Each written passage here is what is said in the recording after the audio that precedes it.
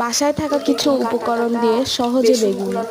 প্রথমে বেসনটাকে হলুদ, একটু লবণ, সামান্য পরিমাণে মরিচের গুঁড়া দিয়ে ভালোভাবে পানি দিয়ে মাখিয়ে নিয়ে বেগুনগুলো এভাবে গোল গোল করে চাকা চাকা করে কেটে নিয়ে বেগুনগুলো বেসমের পানিতে ভালোভাবে উল্টিয়ে নিয়ে তেলে ভেজে নিয়েই হয়ে যাবে গরম গরম পারফেক্ট বেগুনি। ওদিকে ওদিকে সরাও, সুন্দর করে উঠে বসো। এটা খেয়ে এটা খেয়ে কি করবা তুমি? সোজা হয়ে বসো, সোজা হয়ে বসো। এটা এটা এটা সোজা হয়ে বসো, এটা ঘুরে বসো। এটা খেয়ে কি করবা আমি সেটা বলছি। ভাত খাবো। এটা আমি তোমাকে খেতে বলছি, খেয়ে এটা খেয়ে